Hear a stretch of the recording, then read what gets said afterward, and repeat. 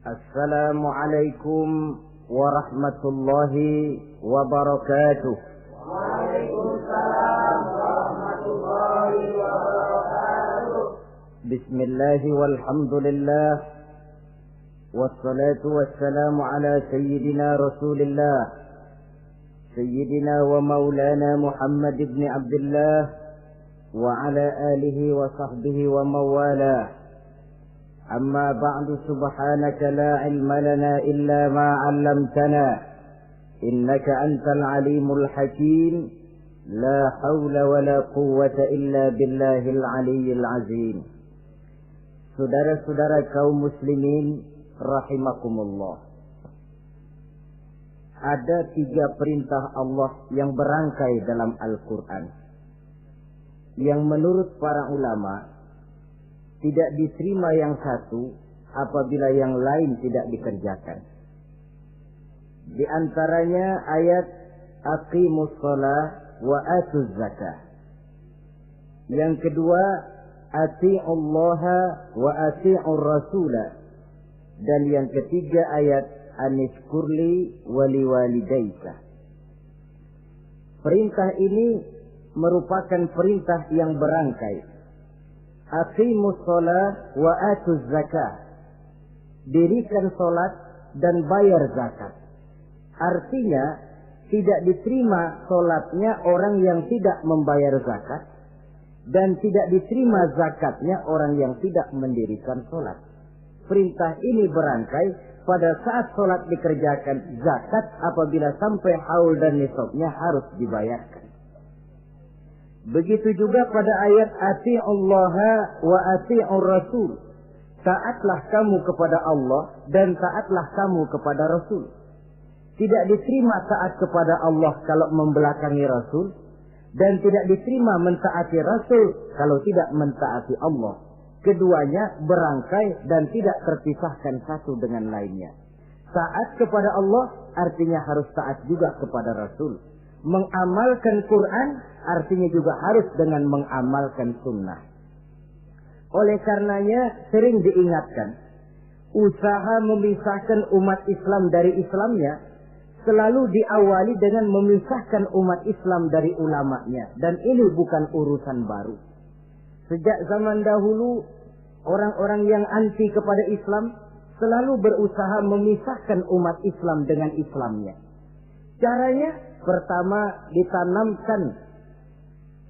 dipisahkan umat dari ulama. Kalau cara ini berhasil, mereka masuk kepada tingkat yang kedua, ditanamkan keraguan kepada sunnah. Kalau cara ini pun juga mereka berhasil, masuk kepada bagian ketiga yang terpenting, menanamkan keraguan kepada Al-Quranul Karim. Kalau umat sudah meragukan Al-Quranul Karim, maka tidak ada lagi yang bisa diharapkan. Oleh karena itu, ati'ullah dan ati'ur rasul tidak bisa dipisahkan satu sama lain. Apabila kita mengamalkan ajaran Quran, seiring dengan itu kita juga harus menegakkan sunnahnya. Adapun ayat yang ketiga yang merupakan perintah berangkai ini, anishkurli wali walidaika, kata Allah. Hendaklah engkau bersyukur kepadaku dan bersyukur kepada ibu bapakmu. Bersyukur kepada Allah tapi tidak bersyukur kepada ibu bapak tidak diterima. Bersyukur kepada ibu bapak tapi tidak bersyukur kepada Allah juga ditolak. Oleh karenanya keduanya tidak bisa terpisahkan satu sama lain. Orang yang pandai bersyukur kepada Allah, dia harus pandai juga bersyukur kepada ibu dan bapaknya. Bersyukur kepada ibu bapak artinya berbakti kepada kedua orang tua kita. Kalau kita perhatikan, dan inilah pokok yang akan kita bicarakan pada pertemuan ini, soal berbakti kepada ibu dan bapak. Kalau kita perhatikan, kedudukan kedua orang tua dalam Al-Quran itu tinggi sekali. Kita baca misalnya dalam surah Al-Isra ayat 23. Di sana menjelaskan وَقَضَى رَبُّكَ أَلَّا تَعْبُدُوا إِلَّا إِيَّهُ وَبِالْوَالِدَيْنِ إِحْسَانًا. Dan Allah Tuhanmu telah memutuskan, telah menetapkan, jangan kamu menyembah selain daripadanya dan berbaktilah kepada kedua orang tua. kita perhatikan tartibul kalimat atau tertib urutan kalimat dalam ayat ini. Pertama, jangan menyembah selain kepada Allah. Yang kedua, berbakti kepada kedua orang tua. Allah, setelah itu kedua orang tua. Begitu tinggi kedudukannya sampai dirangkaikan dengan kewajiban menyembah hanya kepada Allah. Sesudah itu apa? Wabil walidaini ihsana, berbakti, berbuat baik kepada ibu dan bapak. Lalu dalam surah An-Nisa ayat 36 kita temukan wa'budullaha wa la tusyriku bihi syai'a wa bil walidaini ihsana. Sembahlah Allah, jangan engkau sekutukan ia dengan sesuatu pun, dan berbuat baiklah kepada kedua orang tuamu. Lagi-lagi di sini perintah bertauhid, perintah menyembah hanya kepada Allah dirangkaikan dengan perintah berbakti kepada kedua orang tua. Dalam kehidupan sehari-hari, biasanya perintah penting lahir pertama. Perintah penting kedua lahir pada urutan kedua. Dari segi prioritas kita bisa melihat tingginya kedudukan kedua orang tua kita di dalam kehidupan ini. Lalu orang tua adalah bapak dan ibu. Keduanya mempunyai peranan yang sangat besar sejak lahirnya kita ke alam dunia ini sampai kita meningkat menjadi anak-anak, remaja, dewasa. Bapak misalnya kita lihat sibuk mencari nafkah. Ia pergi pagi, pulang sore, peras keringat, banting tulang. Karena cita dan harapan agar anaknya kelak hidup lebih baik dari dia sekarang ini. Dan untuk itu dia rela peras keringat, banting tulang. Seolah-olah dia berkata, ayahmu biarlah kaki jadi kepala, kepala jadi kaki, asal kau kelak jadi orang. Yang kadang-kadang setelah kita sang anak ini jadi orang, sering lupa kacang akan kulitnya. Sehingga boleh jadi orang lalu berkata, kalau orang tua kaya, anak jadi raja. Kalau anak yang kaya, orang tua sering jadi budak. Orang tua kaya, anak jadi raja, apa yang dia mau jadi kenyataan. Tapi kalau anak yang kaya, kadang-kadang orang tuanya yang jadi budaknya. Lalu di samping sibuk mencari nafkah, bapak juga memberikan perlindungan dalam kehidupan ini. Menjadi simbol wibawa yang pada satu saat kita akan merasakannya kalau dia sudah tidak ada. Begitu barangkali kecenderungan orang, seperti kata Imam Al-Ghazali, kamu baru merasa pentingnya suatu nikmat kalau dia sudah hilang dari diri kamu. Kita baru terasa pentingnya sehat kalau lagi sakit. Baru tahu pentingnya gigi kalau lagi sakit gigi. Baru tahu pentingnya telinga kalau lagi budak. Tetapi pada saat normal, kita menganggap itu sesuatu yang biasa. Bukankah keberadaan seorang bapak dalam hidup ini, di samping dia pelindung, juga menjadi simbol wibawa dalam kehidupan di masyarakat? Orang sering berkata, gue bukan takut sama lo, gue segan sama orang tua lo. Masih ada yang disegani, masih ada yang dihormati.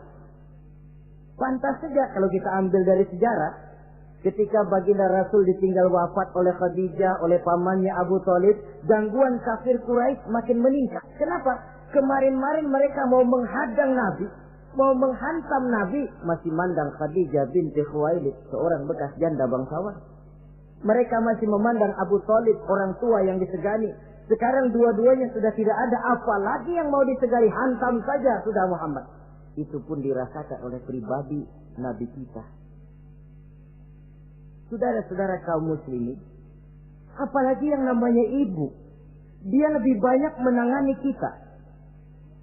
Pantas kalau Rasul satu saat ditanya orang, ya Rasul, siapa sih yang paling harus saya taati di dunia ini?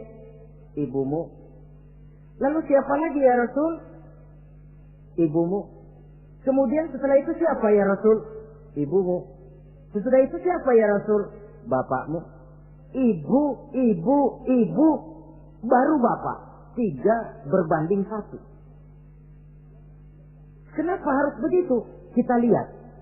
Pertama yang namanya ibu, sejak proses kehamilannya sudah istilah Quran hamalathu wahnan ala wahnin. dia mengandung kita dalam keberatan yang bertumpuk di atas keberatan. Berat kuadrat. Bahkan sebelum itu, sejak ngidam anaknya, ibu kita itu sudah kita siksa. Yang kepengen dimakan, yang bukan-bukan. Muntah, nggak karu-karuan. Keinginan yang tidak musim. Sampai ketika terjadi proses kehamilan. Dari hari ke hari hamilnya makin lama, makin berat, makin lama, makin besar. Kemana-mana dibawa. Belum pernah ditaruh. Ini berat mau ke pasar, taruh dulu sebentar. Tidak. Itu ya saudara, orang hamil itu ya, saya sendiri alhamdulillah belum pernah hamil. Tapi kalau kira-kira 2 kilo, itu ada itu. Umpama pengen ngerasain, cari kelapa yang beratnya kira-kira 2 kilo, jantung di perut kemana-mana bawa. Apa enak kayak begitu itu? Kehamilannya makin lama makin besar, makin lama makin besar. Tidurnya pun sudah serba sulit dan serba salah.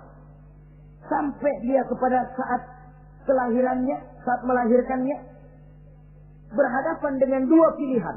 Kalau tidak hidup, mati. Dan seorang suami tidak pernah menghadapi saat-saat kritis macam gitu. Paling-paling waktu istrinya melahirkan, dia cuma nungguin di depan pintu. Bingung, gelisah, tapi masih sempat ngerokok. Si istri sudah pasrah berhadapan dengan kalau tidak hidup, mati. Saudara hadirin yang saya hormati, dalam pilihan itu dia lahirkan anaknya ke alam ini. Dan maha adil Allah. Andai kata pun seorang perempuan kalah dalam perjuangan ketika melahirkan anaknya, dia meninggal, dia mendapat pahala seperti orang yang mati syahid. Sebab orang mati syahid itu ada 3 macam. Ada syahid dunia akhirat. Ini orang yang pergi perang membela agama, niatnya karena Allah, dia gugur di medan perang, syahid dunia akhirat. Tidak usah dimandikan, dikafankan, disolatkan, dikubur dengan pakaian yang dia pakai, yang berlumur darah itu. Yang kedua, ada orang mendapat syahid akhirat. Artinya, mendapat pahala seperti pahalanya orang yang mati syahid. Tetapi jenazahnya tetap wajib diurus seperti biasa. Dimandikan, dikafankan, disolatkan. Hanya pahalanya seperti pahala orang mati syahid. Siapa mereka? Al-Gharik. Orang yang mati tenggelam, kelelep di kali, itu mati syahid, syahid akhirat. Apalagi sahibul hadmi, orang yang tertimpa benda keras secara mendadak, mati syahid, syahid akhirat. Di dunianya tetap wajib diurus seperti biasa. Saudara lagi jalan enak-enak ketiban batu 2 ton. Mati, mendapat pahala syahid, syahid akhirat. Tapi jangan diniatin. Kalau diniatin, saya mah pilih selep aja dah. Lu nyebur ke kali, mati, syahid. Tidak. Konyol malah itu, bunuh diri namanya. Nah, di antaranya yang mati syahid itu perempuan yang meninggal pada saat melahirkan anaknya.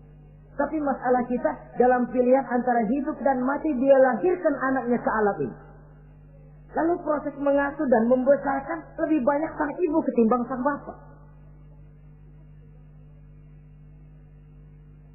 Tengah malam, bapaknya sudah asik tidur lelap. Si ibu masih saja berkutat dengan anak bayinya. Dibungkusnya pakaian, si anak pun pipis digantinya itu. Setelah itu dijaganya juga dari gigitan nyamuk. Sehingga pepatah bilang kasih ibu sepanjang jalan, kasih anak sepanjang galah. Ini berarti bahwa bagaimanapun upaya hendak menebus jasa daripada ibu, memang sulit untuk tersebut. Oleh karenanya saudara-saudara, pantas saja kalau Nabi sampai 3 kali ibumu, ibumu, ibumu, setelah itu bapakmu. Nah, oleh karenanya apa sebenarnya kewajiban seorang anak kepada kedua orang tuanya? Dengan kata lain, bagaimana kita berusaha untuk berbakti kepada ibu bapak ini? Di dalam kitab Tanbihul Ghafilin ada dijelaskan, lil walidi 'alal waladi asharatu huquqin. Orang tua mempunyai 10 hak terhadap anaknya. Dengan kata lain, kewajiban anak kepada orang tuanya ada 10. Pertama, at-ta'am in ihtaja. Memberikan kedua orang tua makan kalau dia keduanya memerlukan makanan. Malah yang lebih ideal dia usahakan agar makanan yang diberikan kepada kedua orang tuanya lebih baik dari yang dia makan sendiri. Kita kadang-kadang beli juga kue, buahan, tapi kita sortir dulu. Di rambutan yang kontes-kontes kasih babak sono. Saudara hadirin yang saya hormati, satu saat Nabi Musa pernah memohon kepada malaikat Jibril, "Ya Jibril, tolong tunjuki siapa kira-kira teman saya di surga nanti." Lalu Jibril mohon kepada Allah, Allah memberitahu Jibril kasih tahu Musa, temannya di surga nanti tukang daging di pasar, jualannya di pojok parasnya begini-begini, semin. Nabi Musa ingin tahu apa keistimewaan tukang daging ini, kok akan jadi teman saya di surga nanti.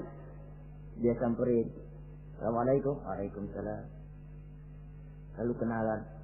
Setelah datang waktu pulang, Nabi Musa ikut ke rumah tukang daging ini. Diambil daging, sampai di rumahnya, itu daging dia rebus. Dia rebus, matang, dia hidangkan kepada ibunya yang sudah tua renta. Disuapinya ibunya. "Tiap hari kamu kerjakan ini?" "Tiap hari," kata si anak tadi. "Saya beri makan kedua orang tua ibu saya yang sudah tua renta itu." Si ibu setelah disuapin oleh anaknya berdoa, "Allahumma ja'al ibni jalisa Musa fil jannah." Ya Allah, jadikanlah anak saya ini teman Nabi Musa di surga nanti. Amalan si anak cuma nyuapi ibunya, tapi doa ibunya itu yang dijawab dan diterima oleh Allah. Si ibu berdoa, "Ya Allah, anak saya ini jadikan teman Nabi Musa di surga nanti." Allah kabulkan doa ibu yang tiap hari disuapi diberikan makan oleh anaknya. Jadi taruhlah kita sebagai anak ini, ibadah kita barangkali menyebabkan doa kita belum begitu diterima oleh Allah. Permohonan kita barangkali masih nyangkut di langit. Tapi jikalau kita bisa menyenangkan hati ibu bapak kita yang mendoakan kita, insya Allah makbul. Sebab orang tua itu doanya makbul, sumpahnya juga manjur.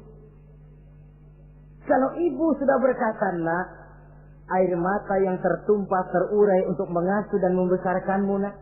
Air susu ibu yang kau minum sampai kau tumbuh menjadi dewasa semacam ini, seluruh cucuran keringat dan jerih payah ibu rela, nak. Mudah-mudahan kau jadi orang berguna. Insya Allah hidup ada berkahnya." Tapi kalau hati orang tua sudah masghul, apalagi sampai keluar sumpahnya, banyak legenda-legenda, entah itu yang namanya si maling kundang, anak durhako, entah itu riwayat-riwayat lain yang menjelaskan bahwa tidak ada keberkahan yang bisa tegak tanpa doa dari ibu dan bapak. Saudara-saudara kaum muslimin yang saya hormati, memberikan makan kepada kedua orang tua. Sekarang kalau kedua orang tua mampu bagaimana? Tidak jadi soal. Tidak jadi soal orang tua mampu atau tidak kita memberikan, mengirimkan makanan. Apalagi kalau orang tua kita sudah lanjut usianya, iyalah kalau umur 40-50 tahun masih bisa makan sendiri. Tapi pada saat saudara yang berbahagia dikaruniai orang tua berumur panjang, 70, 80, 90 tahun, sesuai dengan janji Allah, "Wa man nu'ammirhu nunakkishu fil khalqi." Siapa yang kami panjangkan umurnya, kami kurangi bentuk kejadiannya. Artinya berkurang nikmat Allah itu. Panjang umur, nikmat berkurang. Artinya mata sudah lamur, pikiran sudah rada pikun. Nunakkishu fil khalqi. Berkurang kejadian asalnya itu.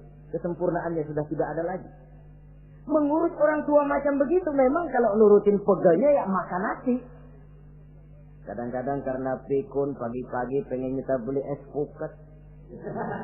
Makan. Lagi zaman susah tukang bubur kepengen makan bubur. Tapi di situ ujian. Begitulah dahulu orang tua kita melayani kita dikala kita belum masih merah, belum bisa berbuat apa-apa, belum punya pilihan. Tapi mereka sabar, mereka ikhlas. Tidak sabarkah kita? Tidak ikhlaskah kita di hari tua mereka? Kita mengasuh dan melayani mereka. Kadang-kadang karena rewel, anak ketelepasan omong. Udah tua, rewel aja. Hancur hatinya. Dalam keadaan tidak berdaya, mendapat kata yang tidak enak lagi dari anak-anaknya. Saudara hadirin yang saya hormati, jadi soal orang tua mampu atau tidak memberi makan, itu bukan soal, tapi kewajiban anak memberikan makan kepada kedua orang tuanya. Ini kewajiban yang pertama. Kewajiban yang kedua, al-khidmatu in ihtaja. Al-khidmah artinya berbakti kepada ibu dan bapak. Satu hari ketika kumpul dengan para sahabat, Nabi pernah berpesan kepada Sayyidina Umar bin Khattab radhiyallahu anhu. Umar, saya ya Rasul. Nanti kalau kamu sempat datang ke kota Madinah, Umar, cari anak muda yang bernama Uwais Al-Qarni dan kau minta didoakan olehnya. Sayyidina Umar heran. Ini yang menyuruh Rasul. Padahal Rasul doanya mustajab. Dan lagian masih banyak orang-orang tua.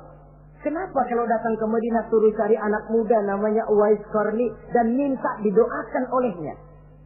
Apa keistimewaan Uwais Al-Qarni ini?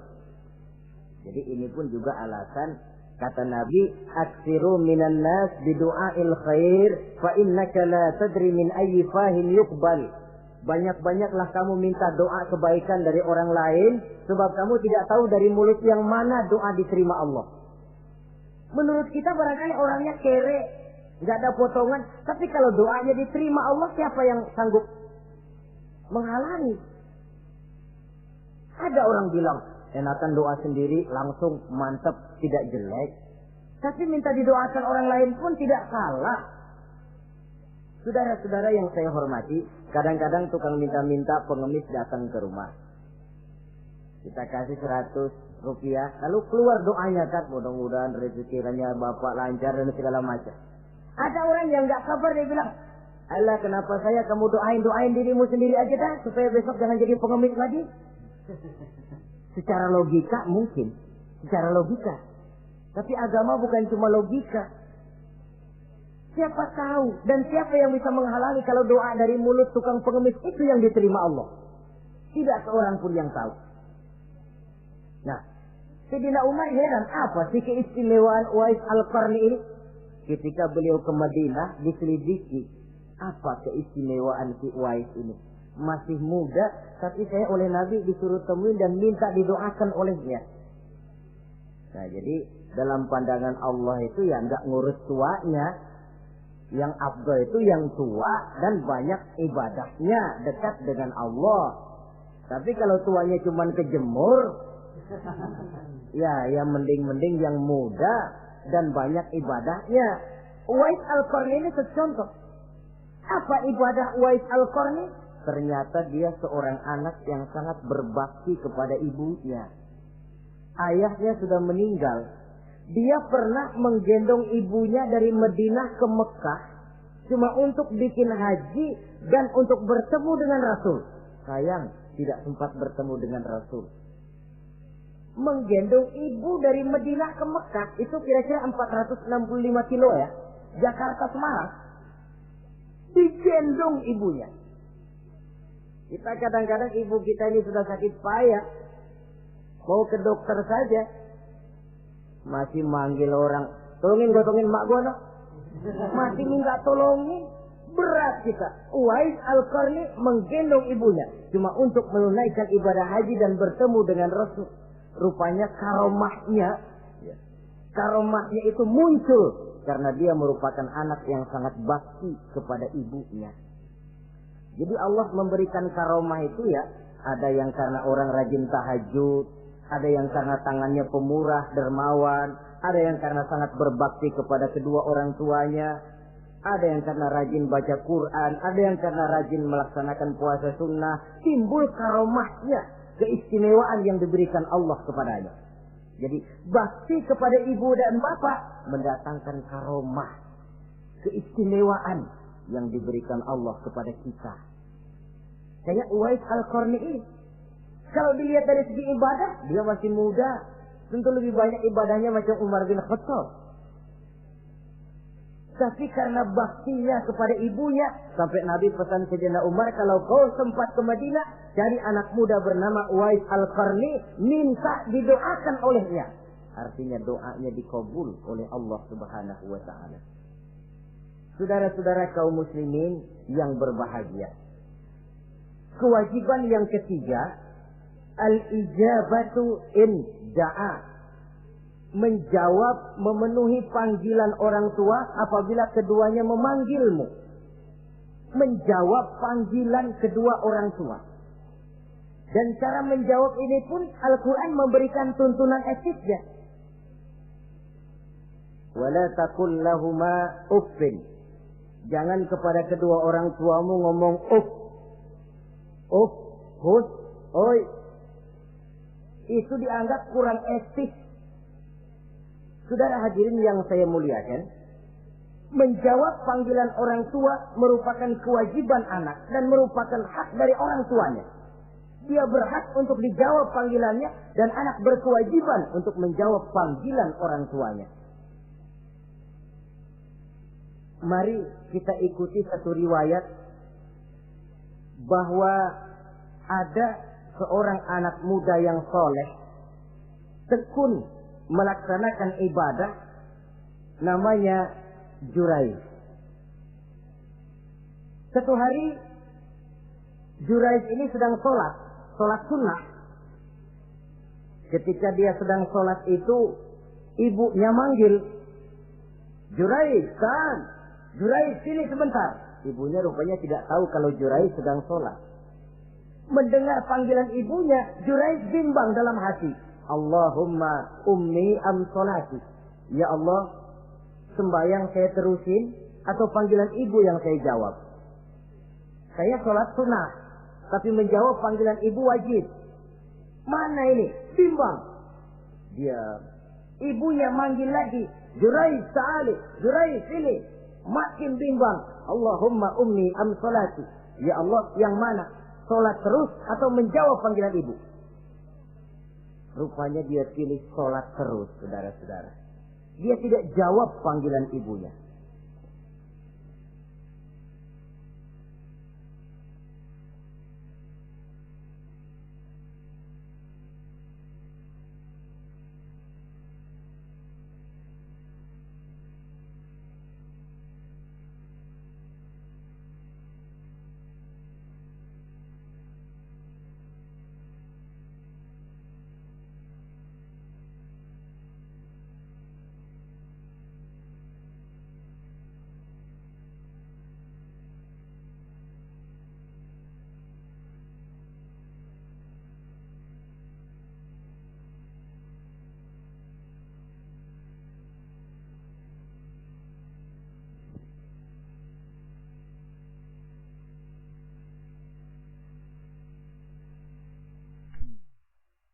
Karena panggilannya tidak dijawab ini, mangkel rupanya hati sang ibu.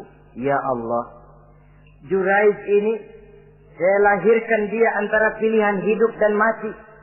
Saya asuh dan saya besarkan dia. Cuma saya panggil tidak mau menjawab, sakit hati saya. Keluar katanya, ya Allah, jangan mati Jurayj sebelum dia bertemu orang jahat. Nah, berlalulah riwayat ini. Hari berganti hari, bertukar minggu pergi, datanglah bulan. Kesolehan anak muda yang bernama Jurayj ini terkenal ke seluruh kampung. Dan biasa, kalau ada orang yang soleh, apalagi dia masih muda, yang usil banyak. Dan yang usil ini selalu berusaha mencari jalan bagaimana menghancurkan Jurayj ini. Saudara hadirin yang saya hormati, akhirnya mereka begini aja. Jurayj kan masih muda, kita goda pakai harta. Ah, tidak mungkin. Jurayj itu bukan orang yang mata duitan, dia tidak akan luluh oleh harta. Kita tawarkan kedudukan, juga tidak bisa. Begini saja. Dia kan masih muda tuh. Iya. Umpanin perempuan aja dah. Kirim cewek yang agak kece.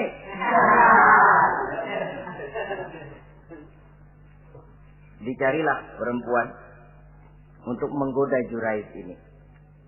Sampai satu malam Jurais sedang ibadah di mihrab dalam masjid. Masuk perempuan ini dengan langkah gemulai, dengan suara merdu mendayu-dayu, mencoba merayu, membujuk, mempedaya, mempesona Jurais. Tapi enggak kena. Sejak dari berpakaian lengkap si perempuan ini, sampai bahasa Arabnya uryanun thalik, tanpa sehelai benang pun lagi lekat di badannya. Menggoda Jurais, memegang Jurais, muter-muter di depan Jurais, tanpa selembar benang pun lekat di badannya. Jurais mantap. Si perempuan karena sudah kadang merasa dibayar lalu nggak berhasil kan malu. Akhirnya dia keluar dari masjid, dia pergi ke sebuah kampung, di sana dia berzina dengan seorang pengembala kambing dan hamil. Ketika hamilnya besar, si perempuan ini kemana-mana pidato. Saudara-saudara, kenal nggak Jurais? Kenal. Yang katanya rajin benar ibadah tuh, yang mainannya di masjid melulu, yang mainannya tasbih melulu. Nih, perut saya nih. Dia urusannya tuh. Jurais, apa betul? Oh. Akhirnya Jurais dicari orang, macam-macam, yang caci maki, bahkan ada yang bikin pakai batu sampai berdarah kakinya, berdarah tangannya. Caci maki orang sudah nggak karu-karuan. Masjid lu ya, topeng doang lo. Saudara hadirin yang saya hormati, kita lihat di sini, Jurais sedang sholat sunnah, dipanggil oleh ibunya, tidak menjawab. Cuma itu ilatnya. Dan ibunya pun tidak tahu kalau Jurais sedang sholat. Keluar omongan yang tidak enak dan omongan itu manjur. Kata Jurais, saudara-saudara begini, apakah di antara saudara-saudara ada yang lihat saya melakukan zina dengan perempuan ini? Tidak ada. Lalu atas dasar apa saudara menuduh saya?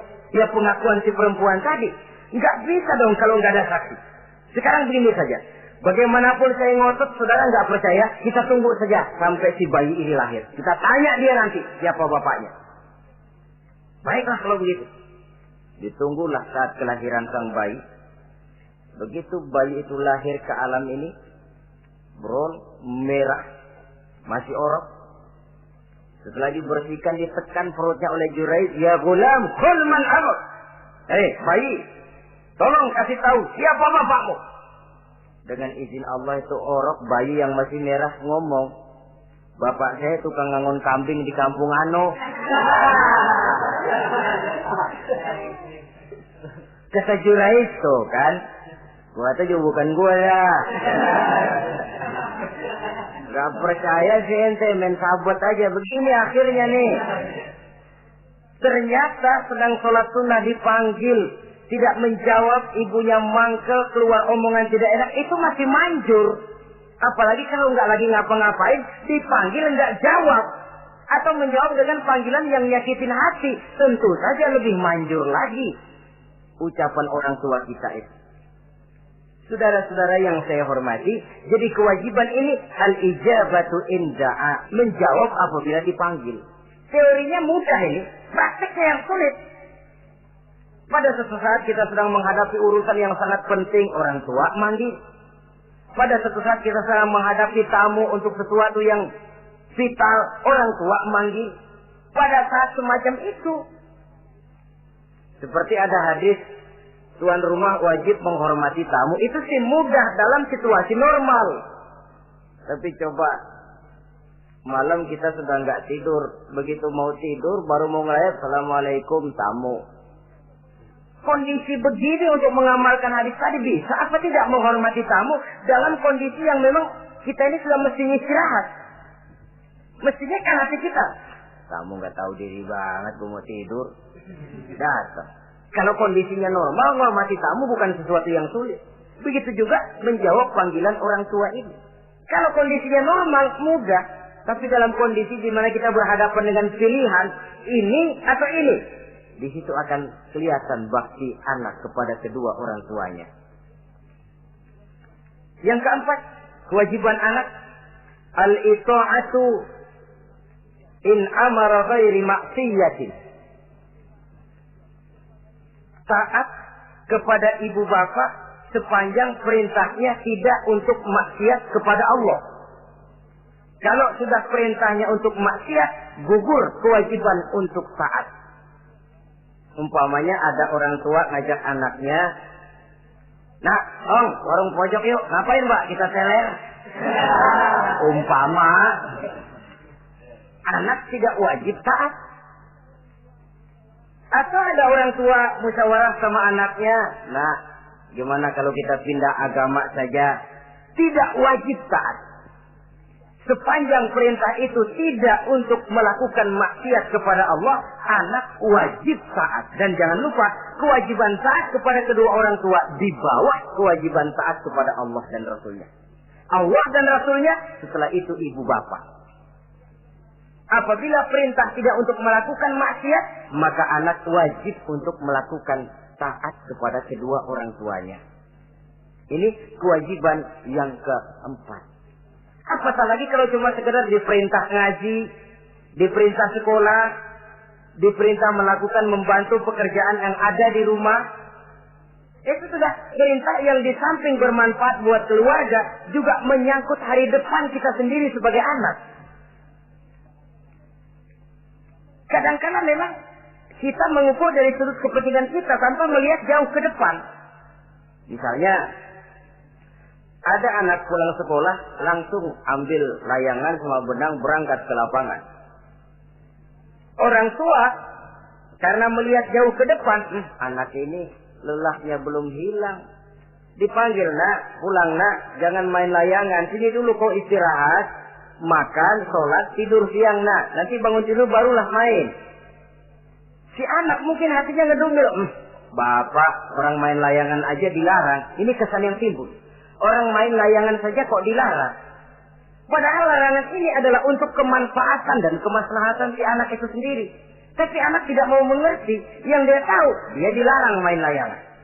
Itu cuma karena pandangannya yang tidak jauh menerawang ke depan. Pepatah bilang, sekejam-kejamnya macan tidak ada yang makan anaknya sendiri. Artinya, bagaimanapun kondisinya, orang tua itu tidak ada yang akan sampai untuk menyengsarakan anaknya. Saudara-saudara kaum muslimin rahimakumullah. Jadi yang keempat, kewajiban untuk taat sepanjang tidak melakukan maksiat kepada Allah Subhanahu wa taala. Yang kelima, at-takallum ma'ahu bil-lin. Apabila bercakap-cakap dengan kedua orang tua, hendaklah dengan tutur kata yang lemah lembut. Wala tanharhuma wala taqul lahumā uffin wa qul lahumā qawlan karīmā. Jangan membentak, jangan up saja, hus saja, itu sudah tercela dan tidak boleh menurut ajaran agama. Apatah lagi sampai membentak, maaf, apalagi sampai melakukan tindakan kekerasan. Menendang orang tua, na'udzubillah, summa na'udzubillah. Memukul orang tua sendiri, Allah karim. Orang tua yang menyebabkan secara zahir keberadaan dia ke alam ini, sampai hati ditendang, dipukul, dibangsat-bangsati. Tidak ada kedurhakaan yang lebih berat selain daripada kedurhakaan kepada kedua orang tua sesudah orang menyekutukan Allah. Sehingga pantas kalau Nabi memberikan vonis, ridullah fi ridul walidain wa suhtullah fi suhtil walidain. Keredoan Allah di dalam keredoan ibu bapak, dan murka Allah pun berada dalam kemurkaan ibu bapak. Ibu bapak ridho, Allah insya Allah ridho. Ibu bapak murka, Allah murka. Jadi kebahagiaan apa yang bisa kita tegakkan dalam hidup tanpa restu dan doa kedua orang tua kita? Si anak mungkin karena pendidikannya lebih tinggi, pengalamannya lebih luas, pergi ke mancanegara, bisa segala macam bahasa, dididik secara canggih. Tapi apakah itu lalu berarti dia harus memalingkan diri dari kedua orang tuanya? Sama sekali tidak. Disinilah unsur yang namanya keberkahan. Maka sering dijelaskan orang tua adalah keramat hidup. Kita sering ziarah. Ya kadang-kadang kalau yang diziarahi kiai ya lumayan. Kadang-kadang yang diziarahi dukun yang sembahyang aja enggak. Cari mbah ano, cari ambah ano, cari keramat ano, cari keramat ini, cari keramat itu. Dan jangan lupa di beberapa daerah yang namanya kiai itu ya, yang disebut kiai, bukan cuma orang yang ngerti agama. Ya kalau saudara ke keraton Jogja malah segala gerobak namanya kiai. Iya toh, kereta kencana itu. Degung namanya kiai. Lalu jangan lupa itu. Misi Zending pertama namanya juga Kiai Sadrak itu. Kiai, tapi misi Zending. Kalau di sana itu kiai itu panggilan untuk yang dipertua. Kita ziarah cari keramat Mbah Buyut, Mbah Sapu Jagat, Mbah Brojo, macam-macam mbah. Tapi kita lupa di rumah kita ada keramat hidup. Siapa itu? Ibu bapak kita. Sebelum jauh-jauhlah berziarah ke tempat-tempat yang lain, di rumahku ada keramat yang hidup. Ibu dan bapak kita sendiri. Keramat hidup. Dengan doanya, hidup jadi berkah. Tapi kalau kita sakiti hatinya, hidup ini lalu jadi sempit, jalan bagai tertutup. Maka berbahagialah seorang anak apabila dia sudah sanggup melakukan satu bakti yang bisa menyenangkan hati kedua orang tuanya. Bercakap-cakap, berbicara dengan lemah lembut. Kadang-kadang di sebagian daerah ya sudah jadi kebiasaan. Manggil orang tuanya pakai elu aja. Bapaknya dianggap CS. Salaman juga main kedet aja. Halo be. Di samsu bapaknya nggak boleh meleng, main buat aja. Dari panggilan saja, saudara hadirin yang saya muliakan, sudah memberikan cermin. Sebab bahasa adalah cermin dari pribadi orang. Kalau kepada orang tua kita sendiri kita memakai bahasa yang kasar, cermin bahwa pribadi kita memang pribadi yang kasar. Jadi pantas kalau agama mengatakan, apabila kedua orang tuamu sudah mencapai usia lanjut, fala tanharhuma, jangan membentak, wala taqul lahuma uffin, jangan berbicara uff, wa qul lahuma qaulan karima, sampaikan berbicara kepadanya dengan qaulan karima, kata-kata yang mulia, bukan kata-kata yang bagus dan indah diminta, qaulan karima, kata-kata yang mulia. Ya Allah, luhur, indah betul bahasa Quran ini. Berbicara kepada kedua orang tua dengan kata-kata yang mulia. Jadi sekedar, oi, itu saja tidak boleh, konon lagi sampai membentak. Termasuk orang tua ini, ya mertua. Kalau orang tua kan tiga loh. Orang tua yang menyebabkan kita lahir ke dunia, ibu bapak kita. Orang tua yang mempercayakan anaknya kepada kita, mertua kita. Dan orang tua yang mendidik kita, guru kita. Ketiganya berfungsi orang tua. Kewajiban ini juga berlaku. So, mertua kan cuma sekedar istilah. Pada hakikatnya dia adalah orang tua kita juga. Jangan lalu berbeda karena cuma dia bapaknya istri kita. Sama saja. Kalau kepada orang tua sendiri menghormati, lalu kepada mertua kita kurang begitu perlu, itu sudah satu sikap yang tidak adil. Tentu itu akan menyakiti hati istri. Atau kalau dia istri, akan menyakiti hati suami. Berkata dengan kata-kata yang mulia. Saudara-saudara, yang keenam, in ihtaja ilal kiswah kasahu in qadar 'alaiha. Kalau dia perlu pakaian, berikan pakaian walaupun dia sendiri mampu membeli. Nah, antarin bapak beli kacamata yuk. Ayo pak. Sudah sampai di toko kacamata, bayar oleh anaknya. Walaupun si bapak punya duit dan si bapak yang ngajak beli, kewajiban anak, bayarin. Jangan mentang-mentang bapaknya cuma minta dianterin, bener-bener nganterin. Bapaknya ngeluarin dompet cuek aja. Malah ada kembalinya, Pak. Wah, kembalinya ditarik. Ya, kalau anak belum punya penghasilan ya wajar. Yang kita maksud di sini, anak sudah mandiri dan punya penghasilan yang memadai, bahkan mencukupi untuk membantu orang tuanya. Saudara hadirin yang saya muliakan, dan ini juga kalau memang bisa, seharusnya orang tua kita pakaikan yang lebih baik dari yang kita pakai sendiri. Kalau bisa. Sebab nantinya sikap kita kepada orang tua kita itu akan jadi bahan bibir di masyarakat. Ya, dia enak-enakan ke orang tuanya begitu aja ya. Mungkin di depan kita orang tidak bicara, tapi di belakang kita. Kok tegel ya? Kok sampai hati ya?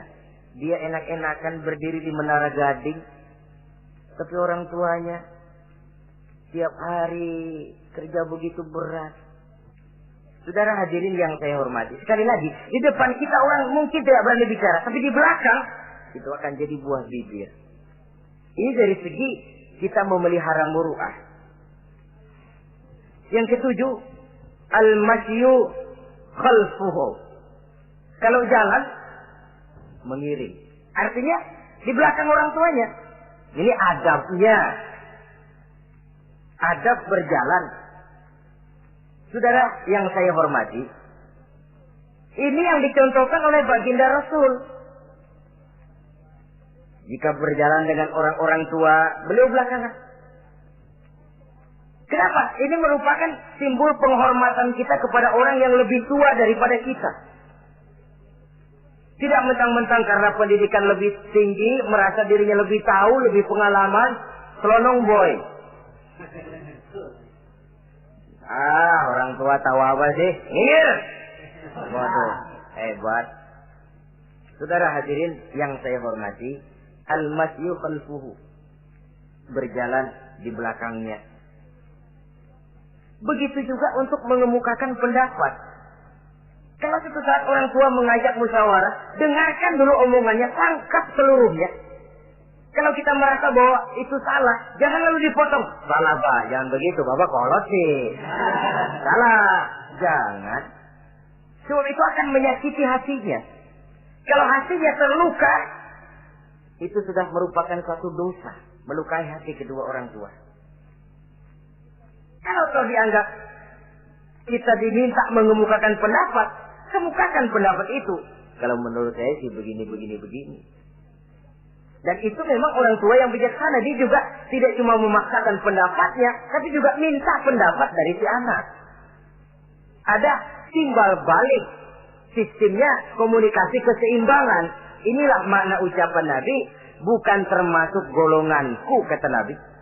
Orang tua yang tidak sayang kepada anak muda. Dan orang muda yang tidak menghormati orang tua. Bukan golonganku. Jadi seimbang tuh. Yang tua sayang yang muda hormat yang tua. Tapi yang tua jangan minta dihormati. Ini kewajiban orang muda, hormati. Kewajiban yang tua apa? Sayangi yang muda. Jangan mentang-mentang yang muda harus menghormati yang tua. Lalu yang tua minta dihormati, gila hormat. Gua kan tuaan lo, kalau salaman sama gue cium tangan ya. Pokoknya kalau lo nggak nanya, gua nggak nanya. Mentang-mentang tua lalu pasang tarik. Tidak, malah kalau menurut tradisi Islam ya, tradisi Islam saya katakan, Nabi itu siapapun yang beliau temui, beliau yang pertama kali memberi salam. Sebab bila dua orang muslim ketemu, yang terbaik adalah yang pertama ngasih salam. Si A, si B ketemu. Siapa yang paling baik di antara keduanya? Yang duluan ngucap salam. Jadi berebut ngucap salam. Kita zaman sekarang kadang-kadang kita sudah assalamualaikum yang nyautin kayak sirawan. Mukanya pakai ditekuk. Kita sudah yang muda mau menghormati, yang tua malah gila hormat. Yang muda jangan cuma minta disayangi, tapi nggak sanggup menghormati yang tua. Sistem keseimbangan. Yang tua sayang yang muda hormat kepada yang tua. Kalau ini terwujud, nikmat kehidupan bermasyarakat ini. Kadang-kadang kan pincang, yang tua nggak sayang sama yang muda. Ada bakat-bakat terpendam yang mau maju dianggap saingan. Kalau yang begini maju rusak gua nih. Lalu diseken. Lalu yang muda pun karena merasa pendidikan lebih tinggi, pandangan lebih luas, nyelongcong jadinya. Kurang ajar sama yang tua. Timbul gap, timbul misunderstanding, salah pengertian. Kalau sudah begitu, kesatuan dan persatuan sulit diwujudkan. Maka usaha pun lalu tidak seperti yang seharusnya. Saudara-saudara yang saya hormati, yang ke-8 sekarang, kewajiban anak itu apa? Al-irda'u lahu bima radiya li nafsihi. Mencari keredoan dari orang tua tentang sesuatu yang dia ridho. Artinya, orang tua kita senang apa? Kita berusaha senang itu.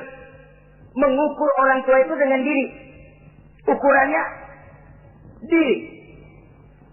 Yang orang tua kita senang, kita berupaya senang. Orang tua kita senang ngaji, berusahalah kita untuk senang hadir di majelis taklim. Orang tua kita senang baca Quran, kita juga berupaya senang baca Quran. Sebab yang paling membesarkan hati orang tua sesungguhnya tidak lain kalau dia melihat anaknya ini sesuai dengan yang dia harapkan. Oh, kalau sudah begitu orang tua itu cucuran keringatnya, peras keringat banting tulangnya, jibakunya, rasanya hilang capeknya. Kebahagiaan orang tua tidak cuma kalau anaknya jadi kaya lalu mengantarkan makan, minum, buahan, peralatan yang serba lengkap, tidak. Lebih dari sekedar itu orang tua berharap dia bisa menerima pensiunan pahala dari meninggalkan anak yang soleh. Alangkah indahnya jika orang tuanya nanti wafat meninggalkan alam ini, anak-anaknya mengurubungi di sekelilingnya, memimpin orang tuanya membacakan syahadat. Anak-anaknya juga yang memandikan, anak-anaknya yang menyolatkan, anak-anak yang menurunkan dia ke liang lahat, anaknya yang mendoakan. Alangkah nikmatnya orang tua macam itu. Tapi kan langka. Di samping karena memang orang tua kurang mengarahkan, anak pun kurang perhatian ke arah itu. Begitu bapaknya mati, ambil mana ambil, suruh mandiin. Akan lebih baik kalau anaknya yang mandiin. Tangga panggil sembayangi, anaknya malah nonton dari jauh, enggak ikut nyembayangin, mau kok tegel. Kenapa enggak ikut nyembayangin? Ya enggak bisa sembayangin. Ya kalau macam Abu Nuwas dulu enggak bisa, masih ada akal. Ikut sembayang jenazah. Dia enggak tahu kalau sembayang jenazah itu cuma diri, enggak pakai ruku, enggak pakai sujud. Imam takbir dia takbir, begitu takbir kedua dia kira ruku dia. Habis takbir lagi sujud. Orang-orang gak ada yang sujud. Bingung. Selesai ditanya dia, Abu Nawas kenapa tadi pakai sujud? Dia bilang ini mayit dosanya kebanyakan.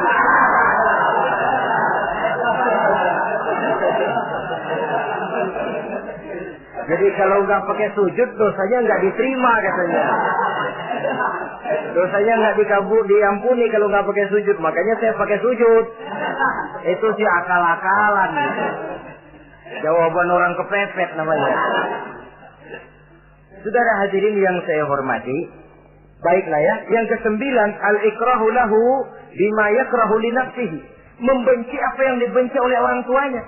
Orang tua kita nggak senang judi, jangan dekati judi. Orang tua kita nggak suka minuman keras, jangan cekek botol. Orang tua kita nggak senang kalau kita pulang sampai pagi misalnya, jangan pulang pagi. Orang tua kita nggak senang kita hanyut dalam arus pergaulan bebas, batasi pergaulan untuk menjaga hatinya. Kalau kita senang, tapi di depan orang tua kan harus berusaha menjaga hati kedua orang tua kita. Ini tidak berarti bahwa di depan orang tua baik lalu di belakang orang tua merdeka. Kalau di depan orang tua mah kalem, begitu orang tua hilang merdeka. Lalu berbuat semau-maunya, tentu tidak. Lalu yang ke-10, ad-du'a lahu bil maghfirah kullama da'a li nafsihi. Mendoakan kedua orang tuanya tiap kali dia mendoakan dirinya. Ya, kewajiban anak tidak lupa tiap kali berdoa untuk dirinya, orang tuanya disertakan. Rabbighfirli wa liwalidayya, ampuni saya dan ampuni dosa ibu bapak saya. Pak, itu kalau orang tua masih hidup, ya. Sekarang kalau orang tua sudah meninggal, bagaimana berbaktinya? Gampang. Pertama, antasila akrabaihima, bersilaturahmi dengan kerabat yang ditinggalkan oleh orang tuanya. Jadi jangan setelah orang tua mati lalu kehabisan obor. Orang tuanya kita senang, anaknya kita benci. Sama aja ngebenciin orang tuanya itu. Kan sering kejadian begitu. Zaman orang tuanya masih hidup, kawan medok, kawan lengket, orang tuanya udah mati, turunannya malah dimusuhin. Itu juga nyakitin orang yang sudah meninggal. Bersilaturahmi dengan kerabat yang ditinggalkan. Yang kedua, kalau orang tua sudah meninggal, cara berbuat baiknya bagaimana? Antastaghfira lahuma wa tad'u lahuma. Mohon ampun dan mendoakan keduanya. Itulah jadi orang soleh nikmatnya. Sudah mati pun orang kita masih kebagian doa. Orang soleh kemana-mana didoakan orang. Dia lagi tidur, ada yang sembahyang. Dalam tahiyat dia baca, Assalamu alaina wa ala ibadillahi sholihin. Ya Allah, berikan keselamatan kepada kami dan kepada hamba-hambamu yang soleh. Ini orang yang soleh, semua orang soleh kebagian doa itu. Walaupun dia lagi tidur, tidurnya didoakan orang. Dia sudah mati, kuburnya diziarahi orang, dibacakan doa. Lain kalau bajingan, liwat di kuburannya orang serem. Bajingan kemarin mati dipendam di sana. Lu jangan lewat sana, lu kesurupan. Liwat orang ngeri. Bagaimana lagi mau mendoakan? Yang ketiga, orang tua yang sudah meninggal itu cara berbaktinya wa anta tasaddaqu lahuma. Kalau ada rezeki, bersedekah atas nama keduanya. Pak, 100.000 untuk pembangunan masjid, saya lihat pahalanya untuk almarhum kedua orang tua saya. Insya Allah sampai. Kalau tidak sampai, Rasul tidak akan mengajarkan badal haji. Untuk apa? Diajarkan badal haji artinya amalan orang yang masih hidup ada kaitannya dengan orang yang sudah meninggal. Bersedekah atas nama kedua orang tua. Saudara hadirin yang saya muliakan, mudah-mudahan Allah menjadikan kita anak yang bisa berbakti kepada kedua orang tua kita. Amin. Ini sajalah pertemuan kita yang singkat ini. Terima kasih atas segala perhatian dan mohon maaf atas segala kekurangan. Usikum wa nafsi bi taqwallah. Wassalamualaikum warahmatullahi wabarakatuh. Waalaikumsalam warahmatullahi wabarakatuh.